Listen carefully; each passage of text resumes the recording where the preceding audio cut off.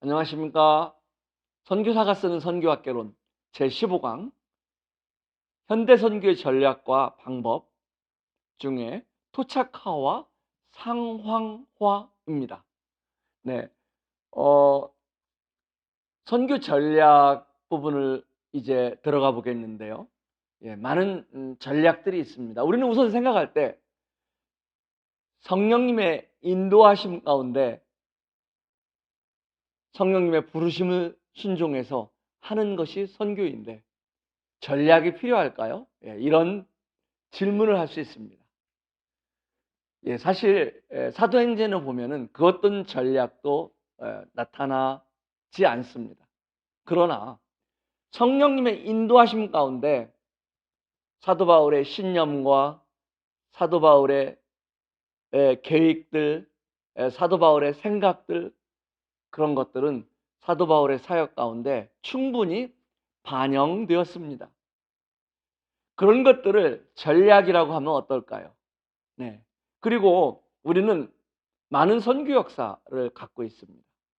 이런 선교 역사를 통해서 수많은 선교사들이 보여주었던 그런 아픈 일들, 슬픈 일들, 감동되는 일들, 그들의 희생과 헌신을 통해서 보여준 교훈들 뿐만 아니라 그들이 연약했던, 그리고 그들이 실패했던 그런 부분들을 통해서도 오늘날 우리가 선교지에서 어떤 선교의 일을 하면서 그런 것들을 또 그런 교훈들을 적용해서 우리가 일을 시작한다면 그것은 또 하나의 긍정적인 선교 전략이 되지 않을까요? 네. 선교 전략은 어떤 선교학자들이 말한 그런 선교 이론만이 아닙니다. 그러나 또한 선교 이론도 저희들이 한번 살펴볼 필요가 있습니다.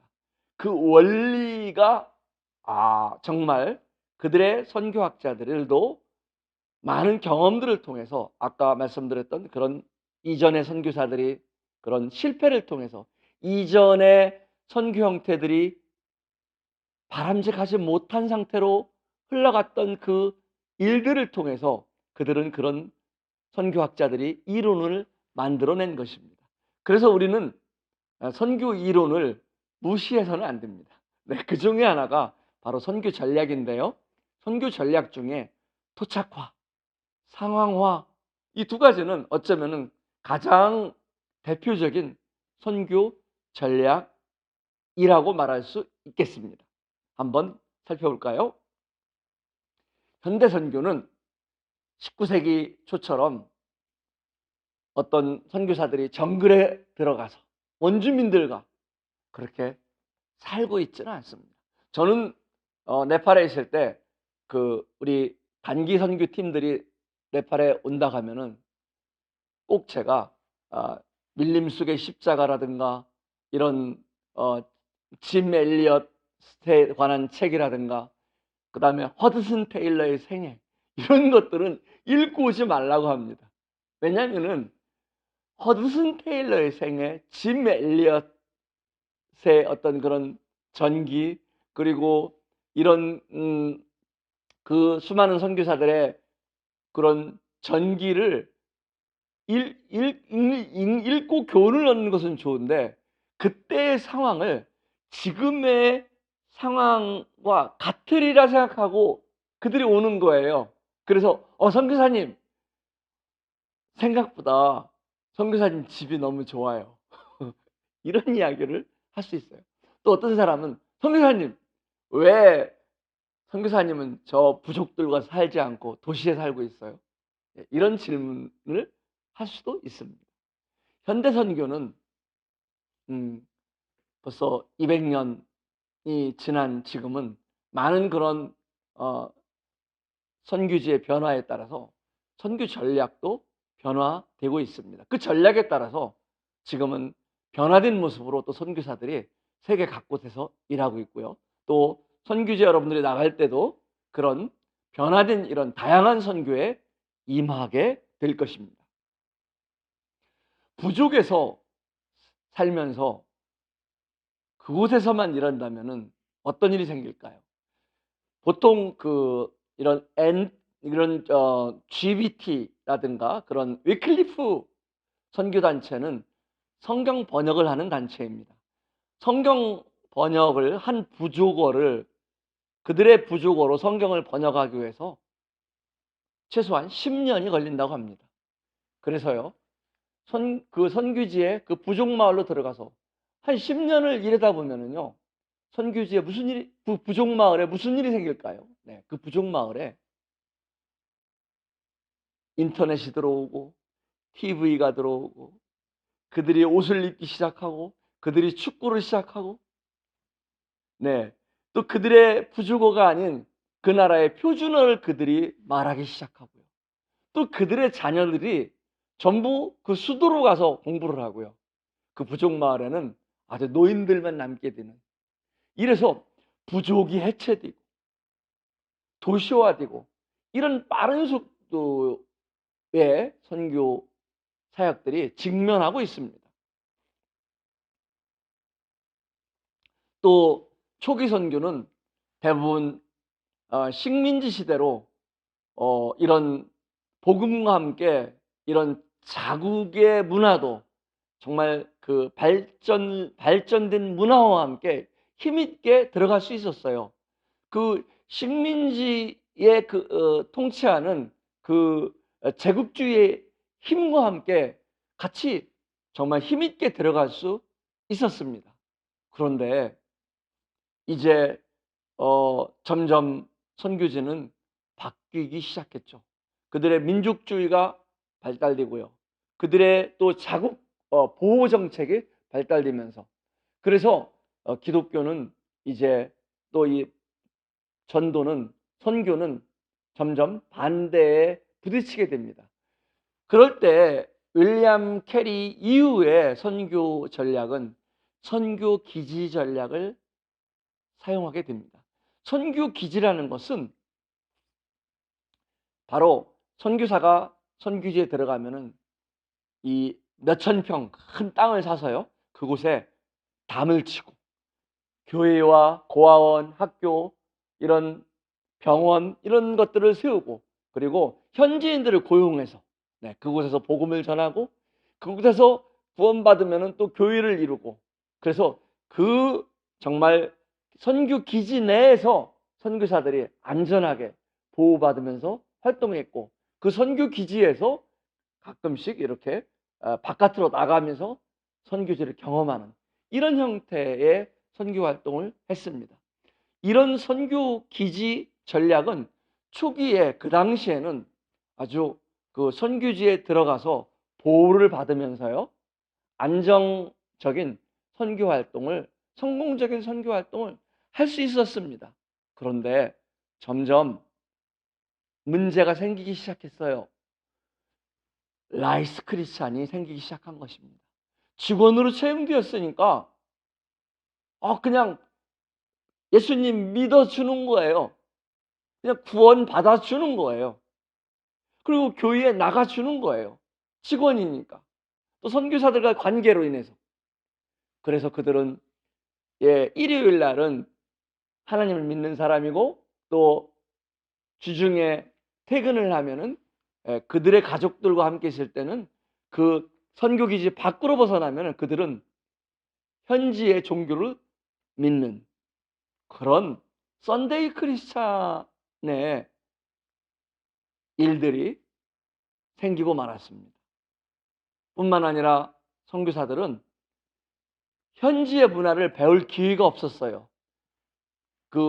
늘 선교 기지 안에서만 활동하니까 그런 영국식 자켓, 또 영국식 어떤 식사, 또 영국식 어떤 파티, 뭐 이런 자문화 우월주의인지도 모르고 그 속에서 선교 활동을 해 나갔던 것입니다. 또한 이런 일들로 인해서 결국은 안정적이고 또 보호를 받으면서 초기의 선교사들이 또 많은 접촉 포인트로서 현지인들이 고용할 수 있는 그런, 또 효과적으로 사용되었지만은, 이런 결국은 이 큰 이 울타리는 결국은 선교지와 선교 기지 사이에 담을 만들게 됐고요. 선교지와 선교 기지는 분리되었습니다. 그리고 그 분리되고 또한 괴리감이 생기기 시작했습니다.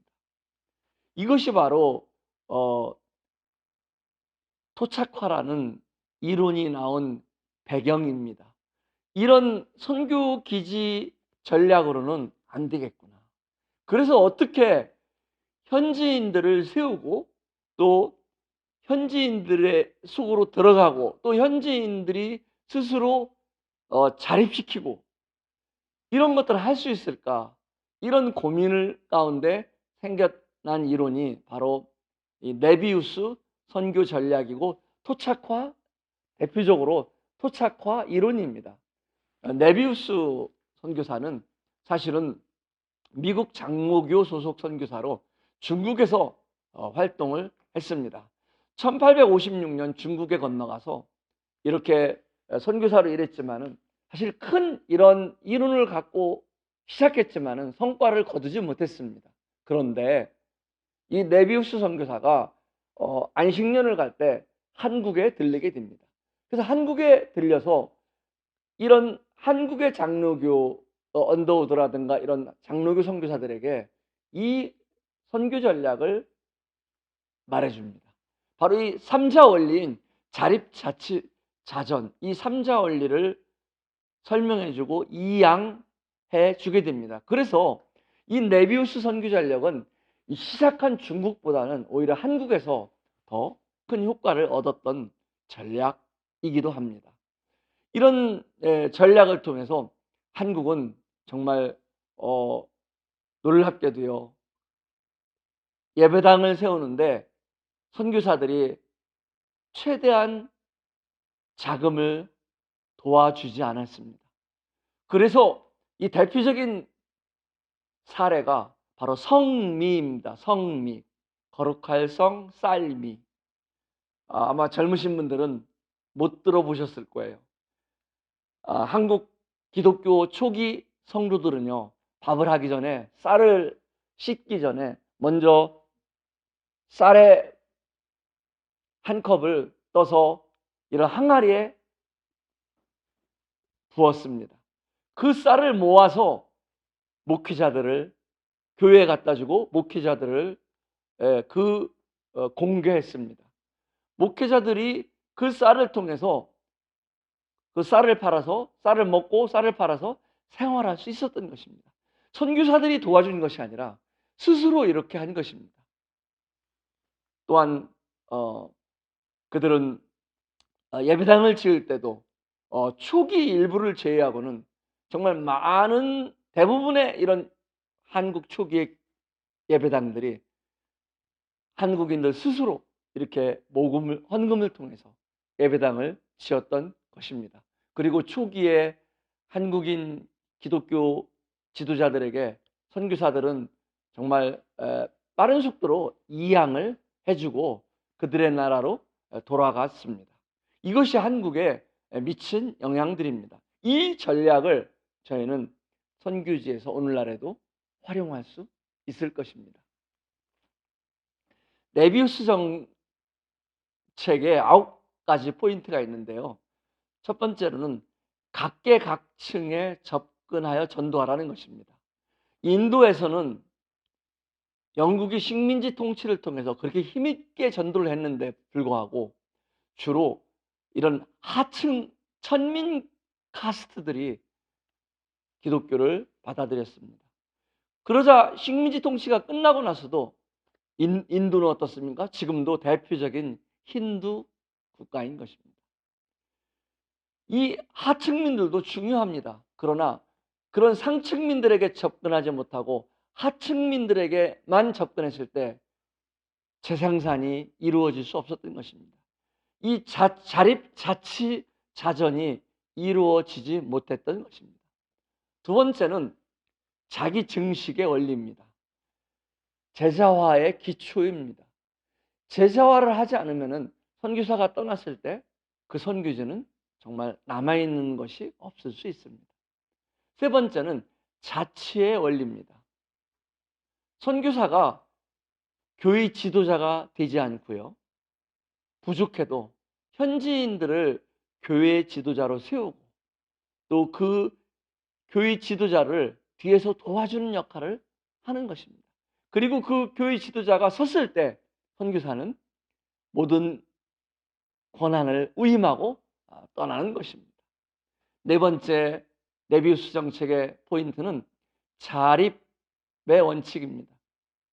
목회자에게 급여를 주지 않고 예배당을 선교비로 건립해 주지 않았습니다. 우리는 선교지에서 정말 그 선교비를 도와주지 않으면은 불가능한 경우도 있습니다. 그들 스스로 예배당을 건립하기에는. 그런 때는 어떻게 할 수 있을까요? 네. 그들이 아무리 가난해도요, 그들 중에는 땅이 있는 성도들이 있습니다. 그리고 그들이 큰 돈은 없지만은 그들에게도 하나님께 드릴 수 있는 헌금이 있습니다. 선교사들은 정말 그들이 이런 예배당을 지을 땅을 스스로 기도 가운데 헌신하고 그들이 작은 돈일지 모르지만은 예배당을 짓기 충분하지 않은 돈일지 모르지만은 그들이 기도할 때까지 이런 선교비로 예배당을 지원해 주는 것은 바람직하지 않습니다. 그들의 헌신 후에 그들의 희생 후에 나중에 선교사들이 정말 도와줄 수는 있지만은 처음부터 선교비로 예배당을 짓는다면 지나가는 사람들은 그 예배당을 보고 아, 저거 한국에서 지어준 교회야. 저거 미국에서 지어준 교회래. 그렇게 손가락질 할 것입니다. 다섯 번째 네비우스 정책의 포인트는 조직적인 성경 공부였습니다. 성경 공부는 굉장히 중요한 자립자치자전의 원칙입니다. 성경이 무엇을 말하는지 그들이 스스로 읽고 공부하는 것이 필요합니다. 그리고 성경 중심이 필요한 것입니다. 여섯 번째, 성경에 근거한 엄격한 치리를 하는 것입니다. 교회 초기에 우리 초대교회 예루살렘 교회에도 초기부터 어떤 징계해야 하는 아나니아와 삽비라의 징계가 있었습니다. 교회에는 이런 범죄가 함께 같이 들어올 수 있어요.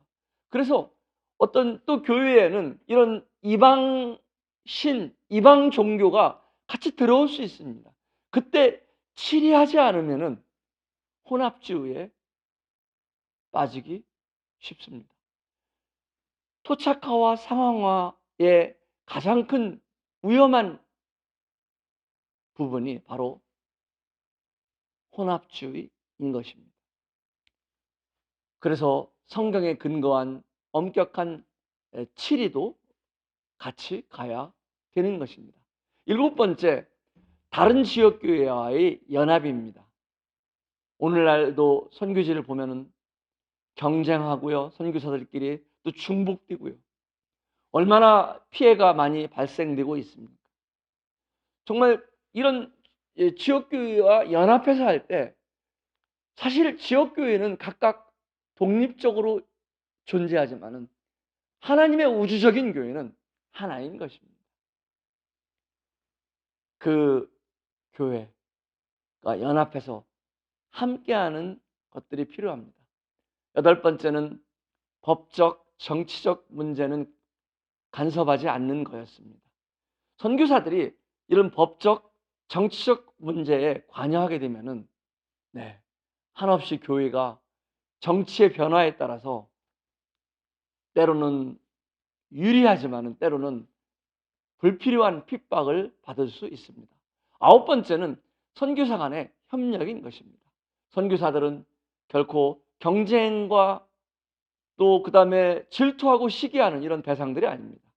그래서 이 네비우스 정책 시행한 장로교 한국 초기의 선교사들은 선교지 분할 정책을 시행했습니다. 한국에 처음 선교사들이 들어와서 중복되지 않도록 각 시도별로 선교사들을 분할하고 이런 역할을 했던 이런 역사가 있습니다.